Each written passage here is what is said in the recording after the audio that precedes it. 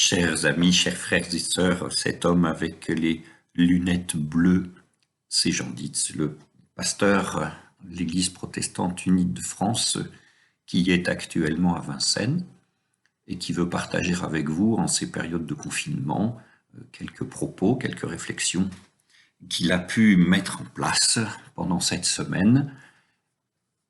Dans le 4e chapitre de l'Évangile de Jean, rencontre improbable entre un juif Jésus et une femme samaritaine, nous prenons au verset 16. Jésus dit à cette femme, « Va, appelle ton mari et reviens ici. » La femme lui répondit, « Je n'ai pas de mari. » Jésus lui dit, « Tu dis bien, je n'ai pas de mari. Tu en as eu 5. Et l'homme que tu as maintenant n'est pas ton mari, en cela tu as dit vrai. » Seigneur, lui dit la femme, je vois que tu es un prophète. Nos pères ont adoré sur cette montagne et vous affirmez qu'à Jérusalem se trouve le lieu où il faut adorer. Jésus lui dit, crois-moi femme, l'heure vient où ce n'est ni sur cette montagne ni à Jérusalem que vous adorerez le Père. Vous adorez ce que vous ne connaissez pas. Nous adorons ce que nous connaissons, car le salut vient des Juifs. Mais l'heure vient, et elle est là, où les vrais adorateurs adoreront le Père en esprit et en vérité. Tels sont en effet les adorateurs que cherche le Père. Dieu est esprit, et c'est pourquoi ceux qui l'adorent doivent adorer en esprit et en vérité. La femme lui dit, je sais qu'un Messie doit venir, celui qu'on appelle Christ. Lorsqu'il viendra, il nous annoncera toutes choses. Jésus lui dit, je le suis, moi qui te parle. Commençons par un retour en arrière, un retour d'une semaine, puisque dimanche dernier, après avoir lu le même texte de l'Évangile de Jean, nous avons tâché de comprendre ce que Jésus voulait dire lorsqu'il utilisait l'expression « adorer le Père en esprit et en vérité ». Et voici, notre conclusion était que celui qui adore le Père en esprit et en vérité éprouve dans son adoration et dans sa vie tout à la fois l'invincible liberté de ce que l'esprit féconde et la condition tragique de l'impuissante chair. Dieu cherche donc des adorateurs qui l'adorent en esprit et en vérité. Le Père cherche, il s'efforce de découvrir quelque part chez les Juifs et chez les Samaritains, puis dans l'humanité tout entière, certaines sortes d'adorateurs. Peut-être y en a-t-il quelque part. Peut-être n'y en a-t-il pas. Et la recherche que Dieu mène pourrait bien durer l'éternité entière. Nous pourrions poursuivre presque indéfiniment cette réflexion qui finalement ne porte pas seulement sur l'humanité, mais qui porte aussi sur le Père et partant de là, sur Dieu. Peut-il être le sujet du verbe « chercher » ? N'est-il pas le Père, Dieu, le Verbe? Comment, en tant que tel, pourrait-il être ignorant de ce qu'il en est de ses créatures? On ne nous a pas appris ça. Et d'ailleurs, l'idée que le Père, l'idée que Dieu cherche, a dû paraître assez scandaleuse à certains de nos grands anciens, tellement scandaleuse que la fin du verset que nous méditons maintenant est simplement biffé dans certains des manuscrits les plus anciens de l'Évangile de Jean, ce qui donne « Mais l'heure vient, et déjà elle est là, où les vrais adorateurs adoreront le Père en esprit et en vérité. » Est-ce la coupe? Avec cette coupure, plus question de cette recherche menée par Dieu sur l'humanité. Et ce qui reste alors, ce sont des êtres humains qui savent que l'heure est venue, d'une part, qui savent d'autre part qui sont les vrais adorateurs, en général eux-mêmes, et qui savent enfin comment l'on doit adorer ce que Bien évidemment, ils font.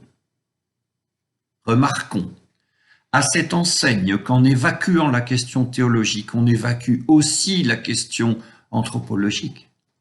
Et disons-le tout net et sans nuance, la pensée de Dieu qui sait tout est une pensée de l'homme qui sait tout, et la pensée de l'homme qui sait tout est une pensée de l'homme qui peut tout, surtout lorsqu'il s'agit d'imposer à ses semblables sa propre image de Dieu et sa propre image de l'homme.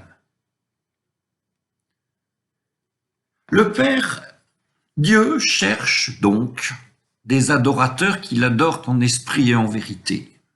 Et contrairement à bien des paraboles, et peut-être même contrairement à toutes les paraboles, il cherche quelque chose dont l'existence est pour le moins incertaine. Et il cherche cette chose dans un périmètre élargi à l'échelle de l'humanité entière. Il cherche. Que le Père cherche est une affirmation audacieuse de Jésus. Comment Jésus peut-il se permettre une affirmation d'une telle audace? Il le peut. Il le peut selon l'évangile de Jean, parce que l'affirmation théologique centrale de l'évangile de Jean est ceci, et le Verbe s'est fait chair. Jean 1, 14. Ce que certains traduisent, la parole est devenue un homme. Jésus-Christ. Cette traduction est un peu restrictive, nous le verrons, même si elle nous permet de nous tourner d'abord et essentiellement vers Jésus. Jésus peut affirmer audacieusement que le Père, Dieu, cherche parmi les humains telle sorte d'adorateurs, parce que telle est son expérience personnelle, parce que telle est son épreuve, l'épreuve d'un être humain, l'épreuve de la chair qui cherche et qui ne sait même pas si pendant tout le temps de sa vie, il va trouver ce qu'il a entrepris de chercher. Et pourtant, il va chercher sans relâche et jusqu'à la mort. Lorsque Jésus meurt, il meurt en tant que fils, en tant qu'il est un avec le Père. Et ceux qui meurent alors, ceux qui consentent à mourir de cette mort-là, c'est Dieu lui-même, en tant qu'il pouvait s'imposer plutôt que se proposer. Dieu qui pouvait forcer les humains plutôt que les chercher. Et ceux qui restent ce reste de Dieu qui se propose, qui s'offre, qui cherche, qui attend. En un seul verbe, il reste Dieu qui aime. Il reste Dieu qui aime avec toute la faiblesse et dans toute l'impuissance du véritable amour. Et l'être humain, nous revenons une fois encore au verset que nous méditons. Cette réflexion menée sur Dieu, menée par un être humain, ne transforme-t-elle pas aussi celui qui l'entreprend? De ses adorateurs en esprit et en vérité, Jésus ne dit-il pas que l'heure vient de leur manifestation et que cette heure est déjà venue? Des adorateurs en esprit et en vérité, il y en a. Il y en a dès le moment où émerge cette affirmation de Jésus, et s'il y en a, c'est que la chair en est capable. Tout à fait capable par elle-même, nous pouvons l'affirmer. Mais sans oublier jamais que l'être humain qui, à la suite du Fils, se place sur le chemin de la véritable adoration en esprit et en vérité, cet être humain ne fera jamais valoir pour lui-même son adoration ni son chemin. Il en sera de lui ce qu'il en est, comme nous l'avons proposé du Père et du Fils. À la fin donc, il ne reste que l'amour. La fin ne nous est peut-être pas accessible, mais le chemin est tracé devant nous tous. Amen. Prions. Prions dans les situations qui sont les nôtres, en ce moment. La voisine de la maison d'en face a ouvert sa fenêtre. On ne la connaît pas bien. Elle a proposé de faire les courses pour le cas où. Je suis avec vous tous les jours jusqu'à la fin des temps. Le téléphone a sonné, c'est un ami. Il n'a rien à raconter, rien à demander. Il appelle juste pour dire son amitié. Je suis avec vous tous les jours jusqu'à la fin des temps. La cantine a fermé. Tous les emplois ne peuvent pas se faire en télétravail. Qu'est-ce qu'on va manger ce midi? Il y a cette collègue qui a apporté un repas froid, un repas à partager en 3. Je suis avec vous tous les jours jusqu'à la fin des temps. Docteur, celui-là l'est depuis peu. Il est jeune, il est déjà surchargé, il parle, il trouve les mots du réconfort, il prend de son temps pour expliquer et pour rassurer. Je suis avec vous tous les jours jusqu'à la fin des temps. L'employé de la maison de retraite a fini par décrocher.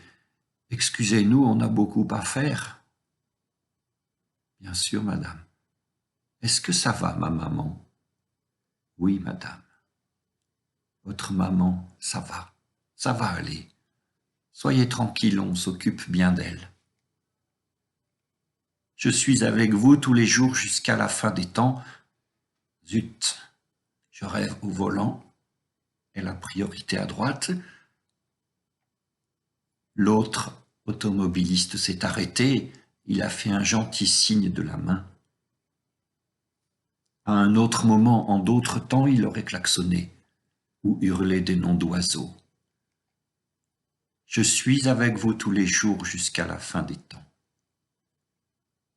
Pour cette voisine, pour cet ami, pour ce médecin, cette collègue, cet employé, cet inconnu, pour tout cela, Seigneur, je te prie.